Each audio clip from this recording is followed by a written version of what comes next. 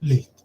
Bueno, hoy vamos a dar una clase un poco, digamos, una introducción, no tampoco va a ser algo muy en profundidad, sino algo elemental, sobre el concepto de tensión superficial de líquidos, porque también se puede definir tensión superficial en sólidos. Tal vez lo vean en físico-química. Pero nosotros principalmente nos vamos a centrar en tensión superficial de líquidos. Ahí tenemos un claro ejemplo de esto. Es un mosquito que está sostenido por el efecto de la tensión superficial en la superficie del agua. Un fenómeno que si uno ve en los charcos y en las zanjas se ve bastante seguido en los días de verano. ¿Cuál es el motivo de la existencia de la tensión superficial? En sí es un fenómeno de superficie y no un fenómeno volumétrico.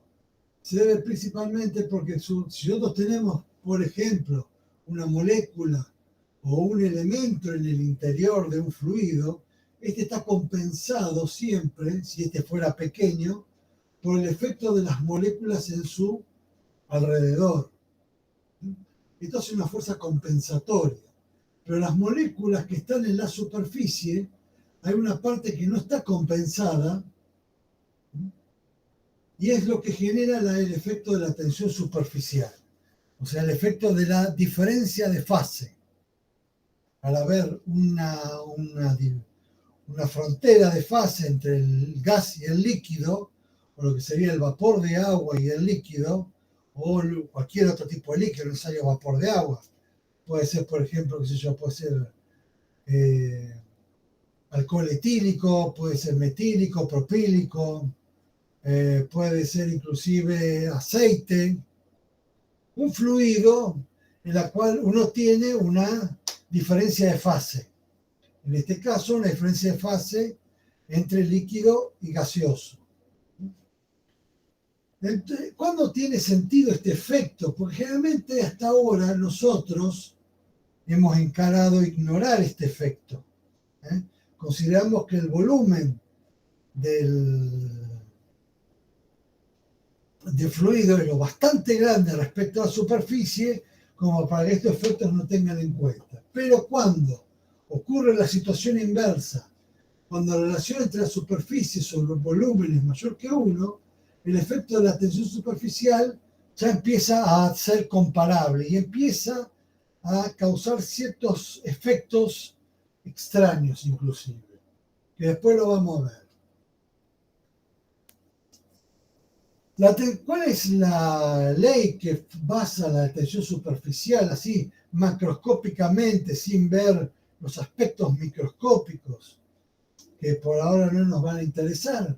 Es la ley de Laplace. Supongamos que yo tengo acá un fluido, acá tengo una corredera, la cual la puedo deslizar, y estiro este fluido de tal manera de no romperlo, o sea, no pasar un límite.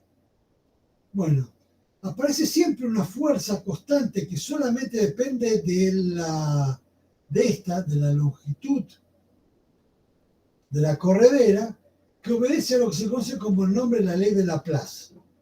La ley de Laplace dice que el módulo de la fuerza causada por la tensión superficial es igual a 2 veces, este 2 se debe porque yo tengo 2 superficies acá, no tengo una.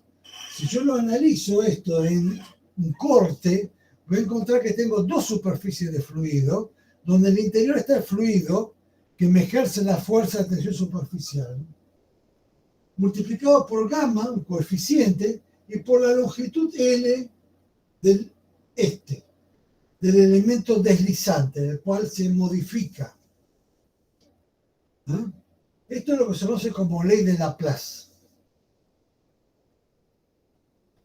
Ejemplos, por ejemplo, de tensión superficial, o sea, de coeficiente de tensión superficial. Por ejemplo, la tensión superficial depende mucho de la temperatura. La forma de dependencia de la temperatura obedece una ley que se llama la ley de Arrhenius. Yo no la he puesto. Pero cuando uno lo define la tensión, se define una temperatura de 20 grados centígrados. Acá tengo el gamma en newton sobre metro, que son las unidades. Si nosotros vemos en la ley de Laplace, las unidades de gamma debe ser sí o sí newton sobre metro. Esta es una visión, después vamos a ver otra visión, que es la versión energética, que es la que más se usa. Esta es una visión muy primitiva todavía, que ya medio que está perdiendo uso. Y tenemos, por ejemplo, distintas sustancias fluidas. Por ejemplo, la acetona tiene 23. El agua es la que mayor cantidad de coeficiente de tensión superficial tiene. Tenemos el tetracloruro de carbono, bueno, no sé si lo conocen. El acetato de etilo, el alcohol etílico, el éter etílico. ¿Alguna vez vieron algo de química? ¿Vieron química orgánica cuando vieron química? Creo que me dijeron que no. Bueno, no. Bueno, el éter, a ver, después voy a ver si lo grafico, se los dibujo en la pizarra virtual. Es un estado muy especial de una de las tantas formas de la química orgánica. Entre la química orgánica tenemos los aminos, los alcoholes y los éteres. Bueno, el éter etílico es una forma de cosas. Pues, si no tengo que cortar la presentación esta para dibujárselo. El eta-hexano es un veneno en realidad. El alcohol metílico también es un veneno para el ser humano.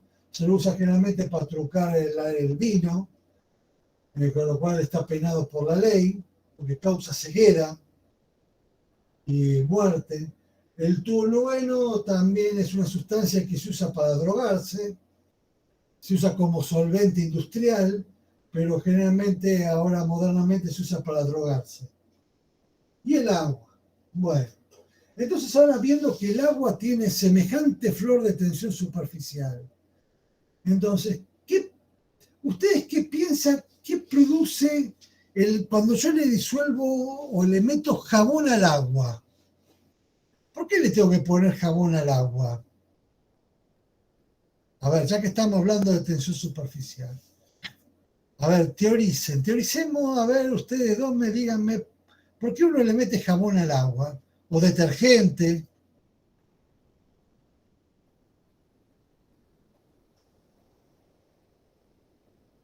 Marianela. Te quedan callados, ¿eh? Juan Cruz.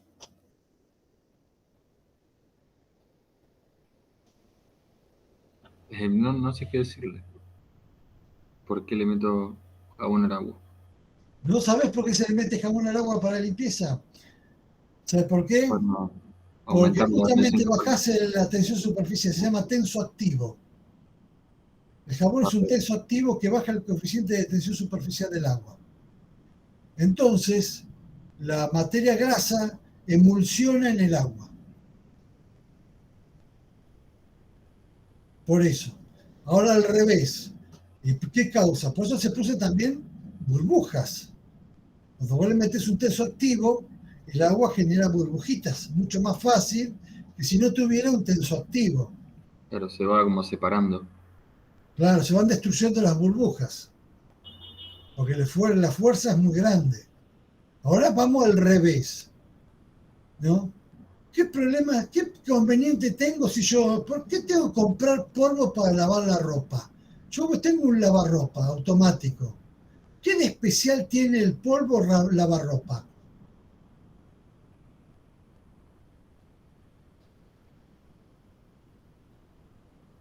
Todo está relacionado con la tensión superficial.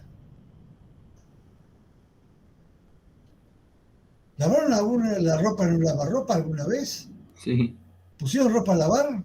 sí. Bueno, ¿qué pasaría si yo no usase detergente? Coloco un detergente ordinario, por ejemplo, qué sé yo, uno que uso para lavar la mano. Hacer la prueba, va a ver qué pasa. No quiero hacer la prueba. Bueno, ¿sabes lo que pasa? Se produce tanta espuma que se escupe por toda la lavarropa. Entonces, ¿qué tiene el jabón en polvo que uno usa para lavar ropa? ¿Por qué me dice no usar para lavar a mano? ¿Saben por qué?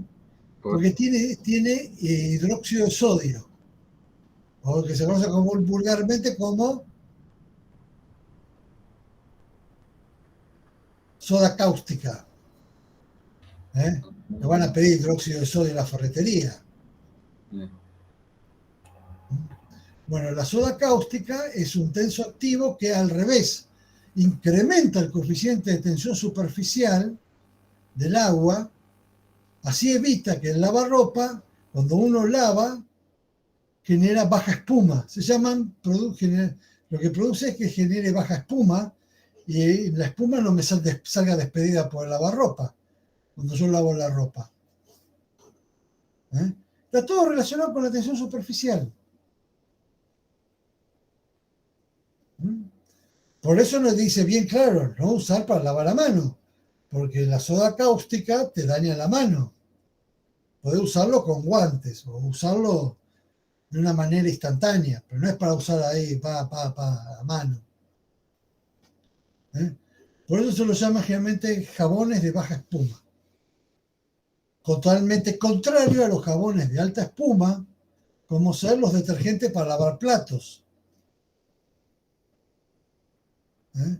Ambos tienen. Ahora vos me puedes preguntar cómo es que si yo son de baja espuma, consiguen desprender la grasa. Bueno, ¿por qué? Porque los detergentes de baja espuma, además de contener detergentes, tienen enzimas que atacan la suciedad. Tiene lo que se llama peptina.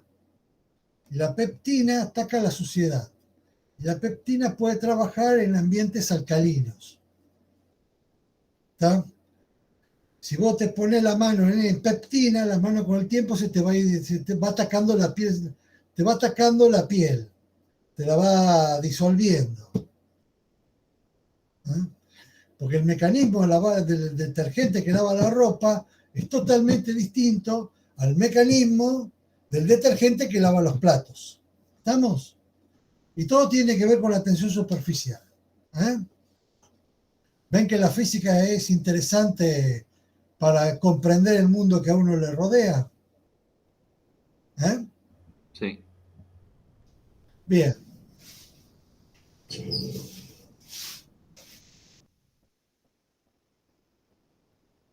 Otra visión de la tensión superficial, otra forma de encarar el paradigma es la visión más bien energética.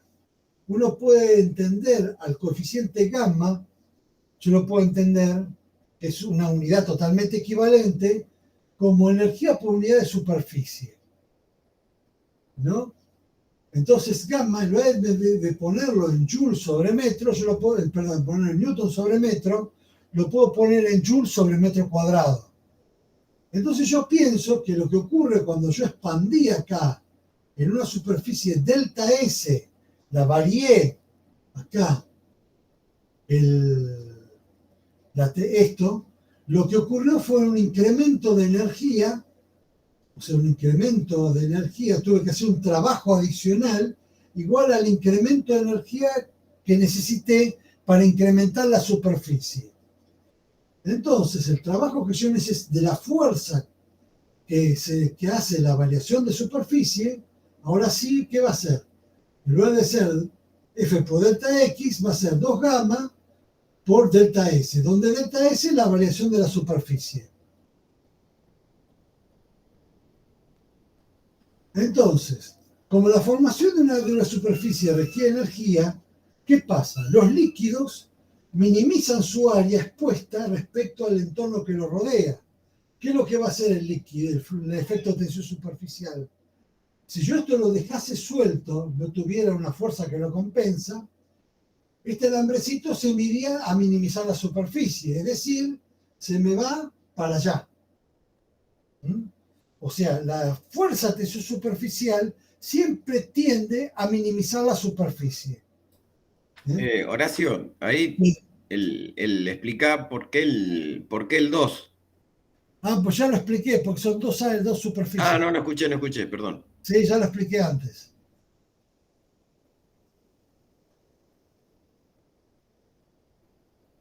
Bueno, ahí dice, bueno, que calma, las gotas tienden a tener un volumen esférico.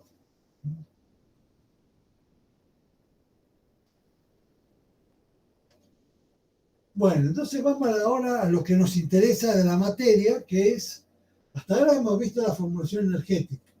Esa formulación energética me viene bien, ¿por qué? Porque voy a elaborar una formulación termodinámica de la tensión superficial. Entonces, voy a sacar una ley muy importante que después la vamos a estudiar.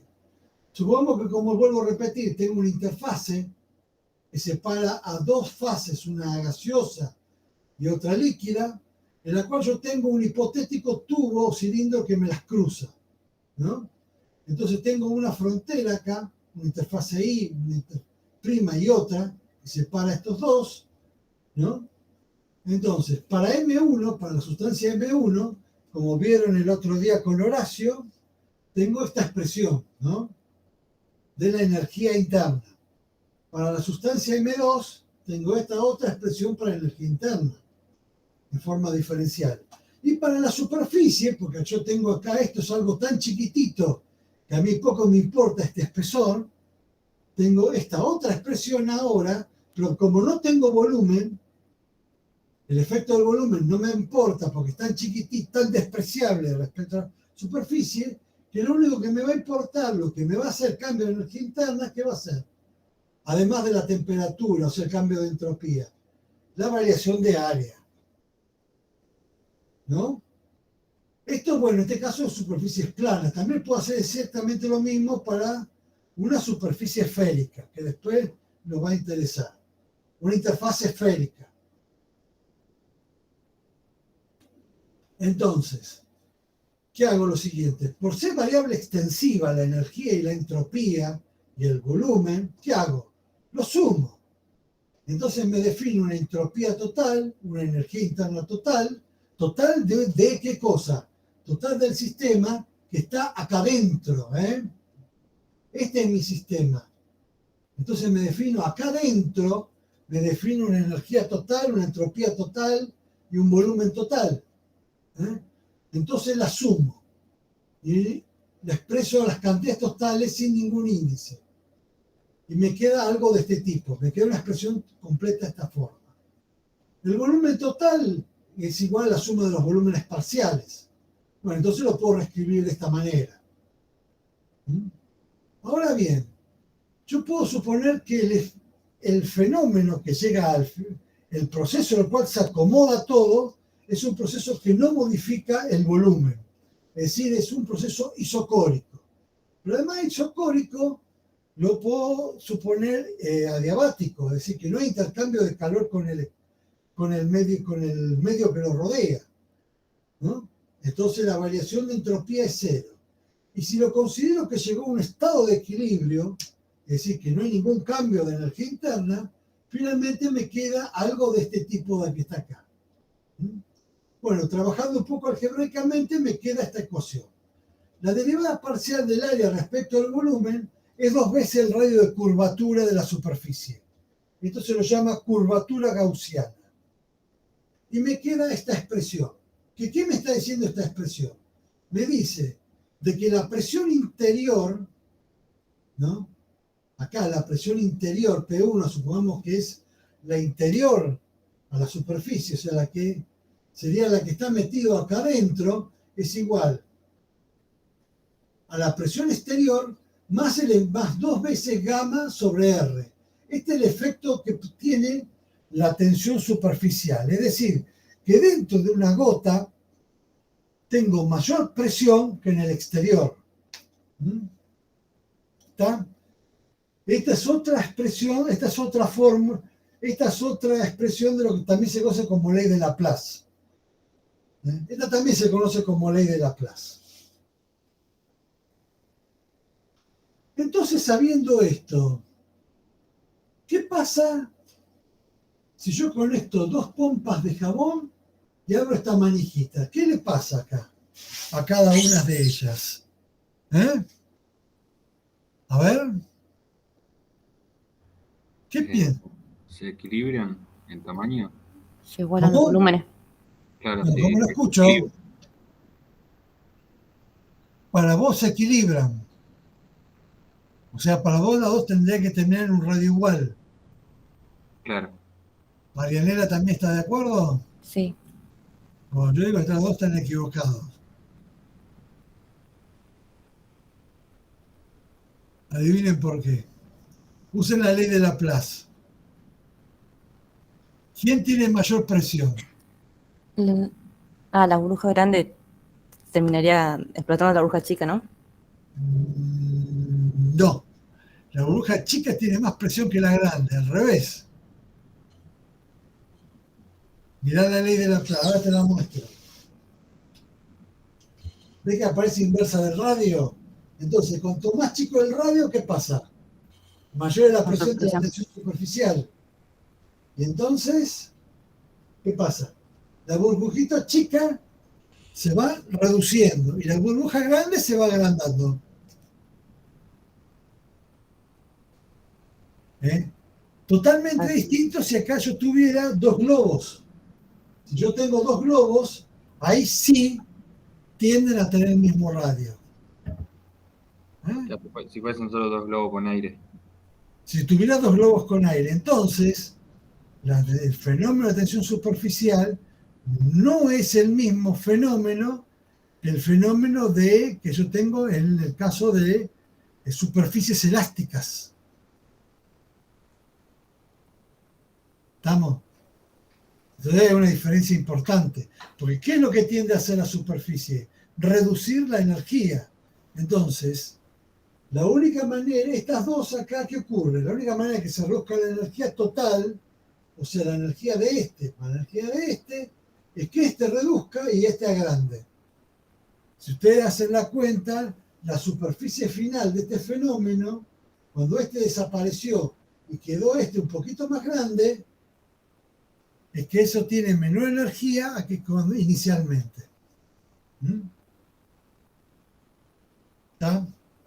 Sí, cosa de mandinga, ¿no? Cosa totalmente extraña, ¿verdad? Claro, la membrana de goma funciona como un resorte. O sea, la fuerza que hay que hacer para estirarla es proporcional al estiramiento. Mientras que en la membrana de tensión superficial la fuerza es constante. Claro. No es proporcional al estiramiento, sino que es constante. Ahí está la diferencia entre uno y otro.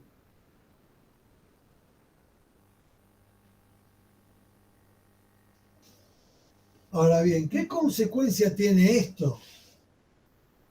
Bueno, la consecuencia que tiene esto, que justamente como yo aumento la presión, es lo que se hace como la caída del punto de fusión. Acá les pongo algo, un experimento que se hizo con polvo en oro, ¿no? Entonces, uno tiene micelas de polvo acá de distinto radio, entonces se puede conseguir perfectamente porque el polvo es un material muy dúctil. Se pueden conseguir hilos muy, muy finos de oro. Tiene una ductilidad, creo que uno de los materiales más dúctiles que existen. Entonces se puede conseguir polvo con distintos diámetros. Bueno, a partir de polvo de un diámetro, el punto de fusión normal del oro son 1063 grados centígrados. Cuando uno va reduciendo el diámetro del polvo, esto fue hecho, acá están los que hicieron el experimento en el año 1976. Por lo tanto, esto es una curva netamente empírica. Fíjense que a partir de dimensiones menores a los 10 nanómetros de diámetro, el punto de fusión del oro va disminuyendo. De 1000 grados centígrados puede llegar inclusive a 400. Y esto se debe al efecto de la tensión superficial. Es decir, la tensión superficial causa una reducción del punto de fusión del oro a causa del aumento de la presión local.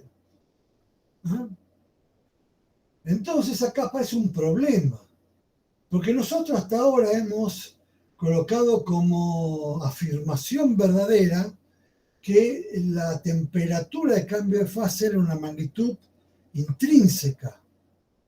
Y ahora le demostré todo lo contrario.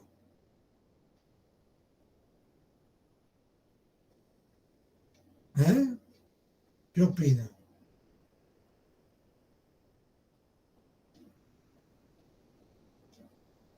Lo dejo en mudo. ¿Qué pasa?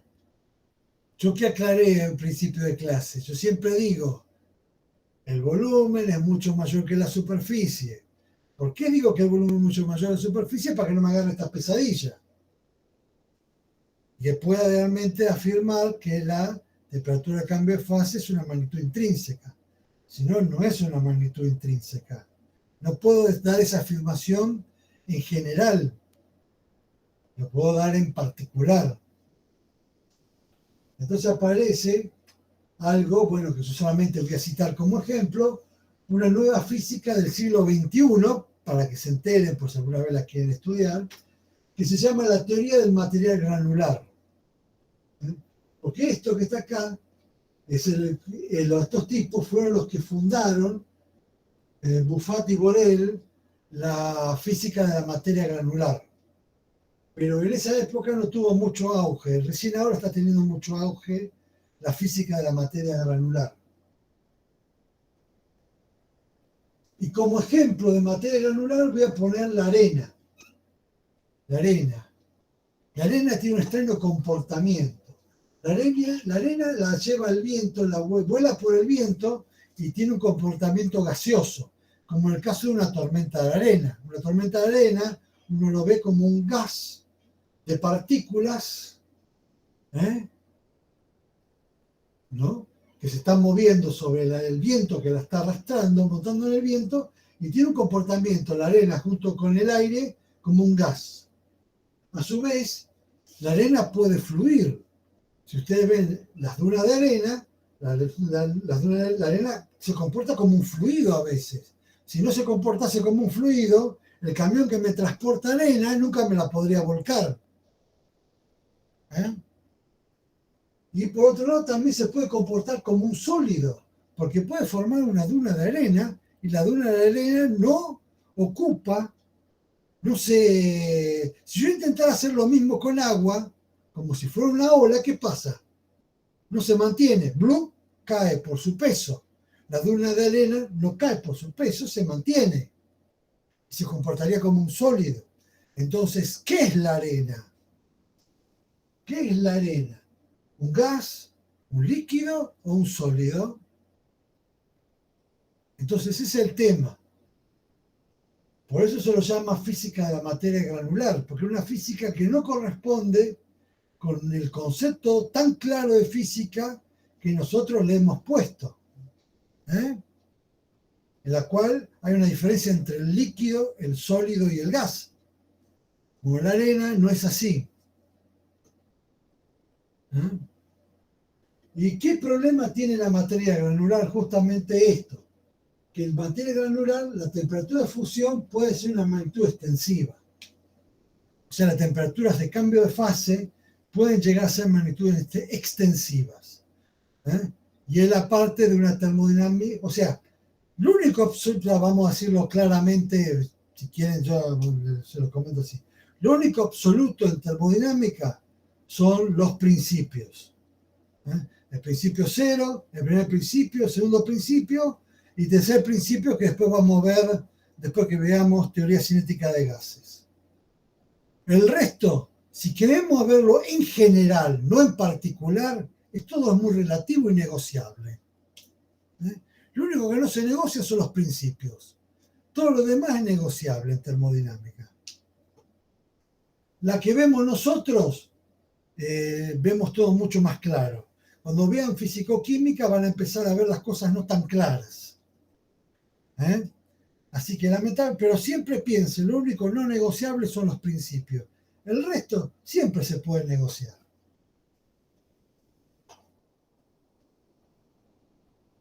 Bueno, algo que aparece muy importante en tensión superficial es el ángulo de contacto. Y tomo como ejemplo acá lo que tengo es el zapatero, el zapatero Ragovelia. El zapatero Ragovelia, bueno, es un insecto que usa tiene una estrategia evolutiva que le permite, dada la forma de sus pies, de alguna manera, sostenerse encima del agua. Fíjense cómo acá el efecto de la tensión superficial, la fuerza que ejerce es tal que le permite de que él se mantenga acá arriba. Si lo piensan, es como un equilibrista, ¿no? En la cual está sobre una cuerda. Acá vemos cómo sería un mentiroso diagrama de cuerpo aislado, porque tendría que separarlo, pero no está separado, de la cual la fuerza, fíjense que el líquido no está como totalmente colocado, sino que el líquido tiene un ángulo de contacto en la cual respecto de la pata que apoya sobre el agua. Entonces, el peso del insecto queda compensado por la resistencia de la superficie del agua a ser deformada, al igual que ocurre al equilibrista. Esta fuerza solo tiene componente vertical, pues la horizontal se anula. Fíjense que acá el efecto de la proyección sobre la horizontal es cero, pero tengo una componente no nula de esta, que evidentemente, si yo hiciera un diagrama de cuerpo aislado, es la componente de la normal que compensa el peso. En este caso, la normal es debido al esfuerzo de la tensión superficial, ¿no? Bueno, entonces la componente vertical, dado como yo defino los ángulos, es multiplicada por el coseno, ¿no? Acá aparece 2 gamma pi, pues esto tiene un radio, por el número de patas, donde R es el radio de la depresión circular. Esto forma una muesca de depresión circular.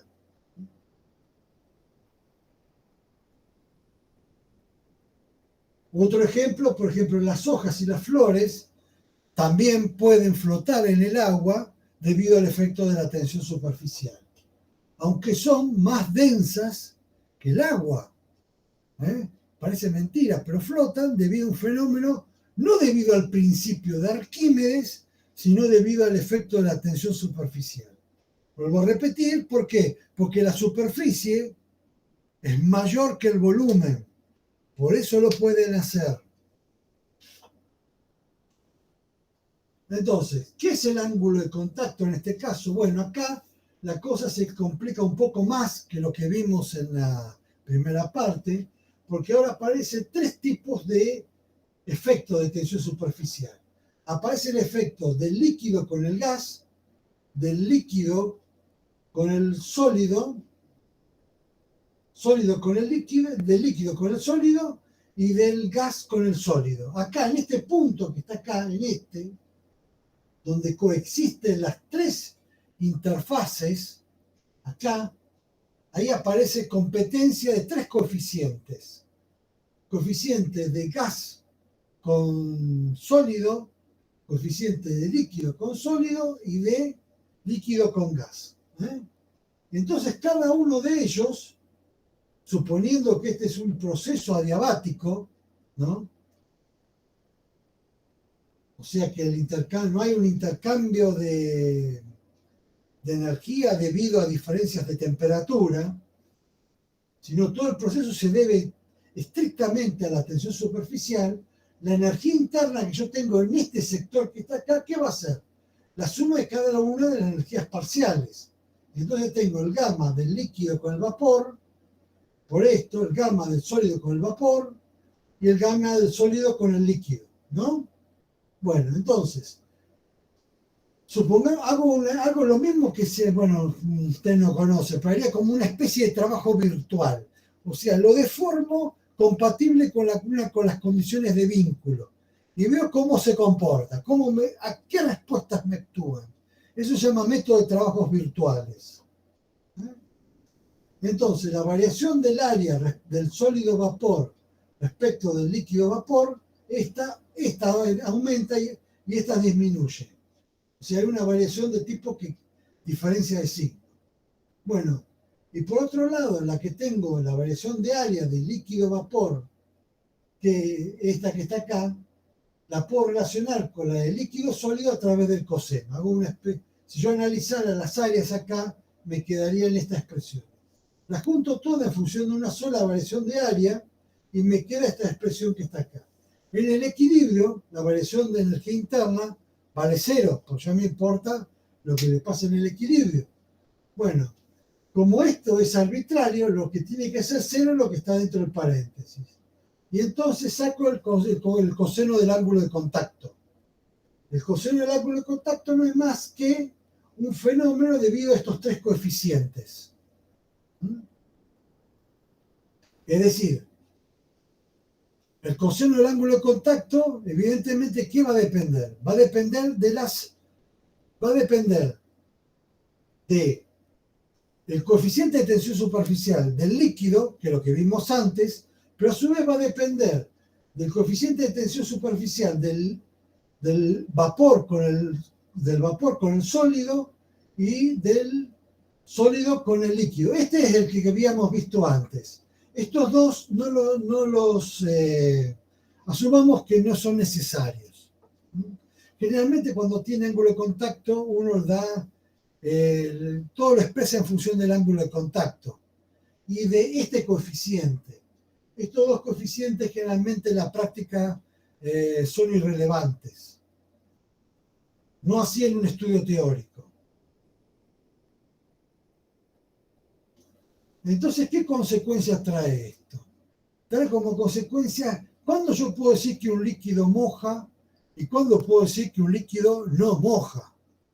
Entonces, una gran pregunta. Para ustedes, ¿el mercurio moja?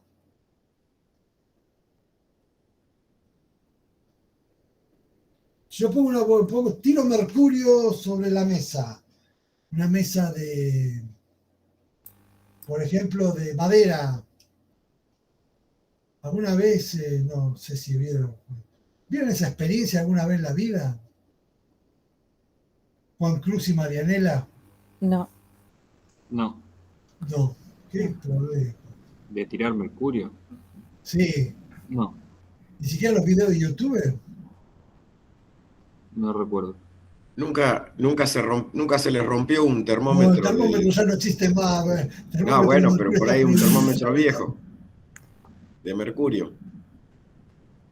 No. Ah.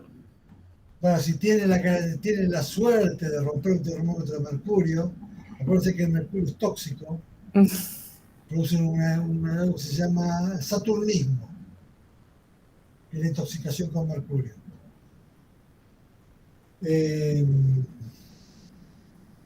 ¿Cómo se dice? Forma este tipo de fenómeno, una muestra como que pelotitas. Esas pelotitas se debe a que el mercurio no moja. En cambio, el agua moja. ¿Moja? ¿Qué superficie moja el agua?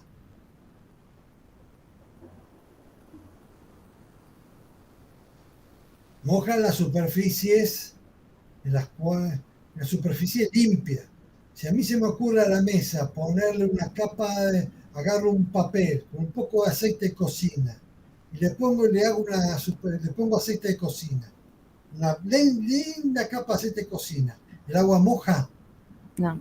No. Entonces, ¿cuándo moja el agua? Moja cuando su ángulo de contacto es menor que 90 grados. El agua moja. Cuando el ángulo de contacto es mayor a 90 grados, el agua no moja. Entonces el agua no siempre moja. ¿Está?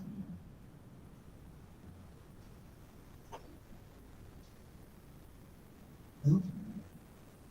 Por ejemplo, acá tengo el agua y vidrio limpio tiene un ángulo de contacto de 0 grados. El agua con la plata forma un ángulo de contacto de 90 grados. Entonces, el agua está en una situación intermedia, situación en la cual no es ni una ni la otra. Y por ejemplo, el mercurio y el vidrio forman un ángulo de contacto de 140 grados. Entonces el mercurio no moja al vidrio. el agua moja el vidrio, limpio, mucho cuidado. Si el vidrio no está limpio, puede llegar a no mojar el agua al vidrio. ¿Eh? Y el mercurio no moja el vidrio. ¿Tá? Entonces, esto depende. Entonces, acá es interesante, porque fíjense de que hay, ahora está viendo ahora está ahí ciertos plásticos que se llaman impermeables al agua. ¿Por qué son impermeables al agua? Porque el agua no los moja, porque el ángulo de contacto de esos plásticos, de superficie del plástico, con el agua es mayor que 90 grados.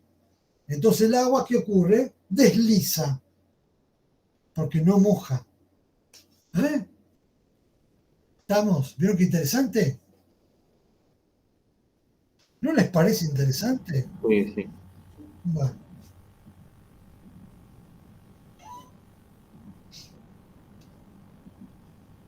Un fenómeno que es muy importante, que tal vez tiene consecuencias más bien más biológicas que por ahí de la física, pero también se usa en la física, es la elevación capilar. Cuando yo les expliqué el tema del primer principio de la termodinámica y apareció esa máquina rara que tenía una soga, el cual el agua subía por elevación capilar, ¿no? Es un fenómeno de este tipo, es debido a la tensión superficial. Es decir, el agua sube a una cierta altura máxima a través de la tensión capilar. ¿Hasta qué altura va a subir? Va a subir, supongamos que el agua moje el vidrio, va a subir hasta una cierta altura en la cual la columna esta de agua, el peso de la columna de agua, compense la fuerza de tensión superficial, ¿no? Porque la presión acá y la presión acá son las mismas, así que no hay diferencia de presión. Esto sube por un efecto propio de la tensión superficial, ¿no? Entonces, ¿qué uso? Uso una condición de equilibrio para encontrarla. Entonces, la fuerza esta debido a la tensión superficial, tomando como ángulo de contacto este tita que está acá, este tita que está acá, me queda igual a F de gamma, que es igual a 2pi por radio, por gamma. Acá tomo una sola superficie, no dos como antes, por eso solamente me aparece el perímetro. No aparece un 4pi, sino un 2pi, porque tengo una sola superficie. No tengo dos como antes. Multiplicado por gamma por coseno de tita, porque el coseno de tita es el ángulo de contacto. Acá no necesariamente tiene que ser agua, puede ser cualquier fluido. Que moje, que moje al vidrio. Qué sé yo, puede ser alcohol etílico. El alcohol etílico moja al vidrio diferente que el agua. Y el peso de la columna de agua, ¿qué va a ser? Va a ser ρ por G por H por pi por radio cuadrado, ¿no? Donde H es esto, como si fuera un cilindro. El peso que tiene la muesca lo tomo despreciable. Tomo que es despreciable respecto del peso del cilindro de agua. Por eso no lo tengo en cuenta. Porque supongo que este radio es chiquitito, es chiquito respecto de la longitud. Es algo oblongo, más largo que de sección. Esbelto, como dice Horacio. Bueno, y acá resolviendo esto me queda que la altura, esta es la expresión de la altura. Entonces uno puede estar tentado, a ver si la que sigue. Bueno, acá está, por ejemplo, bueno, esto no, después lo voy a otra diapositiva. Fíjense que H depende del ¿qué? Del coseno, ¿no? ¿Y qué ocurriría si el fluido lo mojase? Bueno, en lugar de subir para arriba, va para abajo. Es una altura que desciende. Si no moja, es lo contrario. Me empuja el fluido para estar, lo expulsa. En cambio, si asciende, lo chupa. Lo chupa. Si no, lo expulsa para abajo. Y en caso de 90 grados, bueno, no es ni una cosa ni la otra. Esto es cuando el líquido no moja, entonces desciende, y esto es cuando el líquido moja. Bueno, una de las cosas que es la falacia que generalmente uno tiene, que explica muchas veces, uno dice que en algunos viejos libros de biología, o por ahí inclusive una maestra de biología que no estudió bien la biofísica, es decir, que el ascenso capilar de lo que se llama la savia bruta, porque ¿cómo es el tema? Hay dos mecanismos de savia en un árbol. Hay un ascenso de savia de las raíces al árbol a través de lo que se llaman, a través de capilares, que se los llama comúnmente, se los conoce como xilema. Los capilares en los cuales la savia bruta asciende de las raíces a las hojas, se lo conoce con el nombre de xilema. Después, las hojas hacen la fotosíntesis, ¿no? Es decir, ¿qué es la fotosíntesis? Usan la energía de los fotones solares, que dicen, gracias sol que tienes fotones, y esa energía de los fotones solares por un fenómeno llamado fotosíntesis, a través de un quelato del magnesio, ¿no? Que es como una máquina que produce la polimerización del carbono. Generan azúcares y proteínas, ¿no? Bueno, ese mecanismo de generación de azúcares y proteínas es lo que se conoce con el nombre de cloroblasto, ¿no? Que producen savia elaborada. Esa savia elaborada es la que desciende por otro conducto que es por el exterior del árbol. Hay una savia bruta y después desciende una savia elaborada que es la que alimenta, no solo alimenta el tronco y las raíces, porque las raíces de algo tienen que vivir. Las raíces no hacen fotosíntesis. Entonces dependen de la producción de azúcares de las hojitas. Bueno, el radio de las xilemas, ¿no? Es de aproximadamente 20 micrones. El gamma de la savia, que es igual al gamma del agua, acá está. Es 73 newtons sobre metro. El rho de la densidad de la savia, que es bruta, que igual que la savia, que el agua, es esto. Supongamos que el ángulo de contacto es 0 grados, o sea que moja completamente. Entonces se puede hacer el cálculo que la altura máxima a la que puede ascender la savia bruta son 74 centímetros si fuera un fenómeno solamente producido por la capilaridad. Entonces acá aparece otro fenómeno que es totalmente distinto. ¿Saben? ¿Tienen idea de cuál puede ser? No sé si lo van a explicar. Yo cuando daba físico-química lo explicaba. No sé si esta vez lo explicarán cuando cursen físico-química. Bueno, es un fenómeno que se llama presión osmótica. La savia bruta asciende a las hojas debido a un fenómeno llamado de presión osmótica, no debido a capilaridad. Eso de que les cuente que le diga que sube debido a la capilaridad, le están metiendo un verso bárbaro. Sube la savia, la bruta, sube a las hojas debido a un fenómeno llamado presión osmótica. Y la presión osmótica puede ser tan fuerte que pongámosle una solución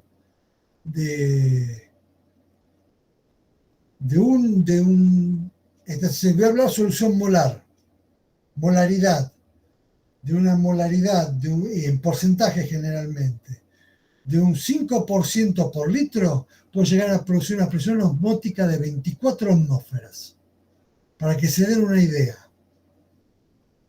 Con lo cual generaría un ascenso de líquido del orden de 250 metros, más o menos. O sea, ese es el principal fenómeno por el cual asciende la savia, no por la capilaridad. ¿Está? ¿Quedó claro? Interesante, ¿eh? Acá también la física viene a explicar fenómenos de la biología. ¿Ah? Bueno, con esto terminamos capilaridad, que es un fenómeno, algo que creo que un poco les debía. Creo que voy a cortar la grabación.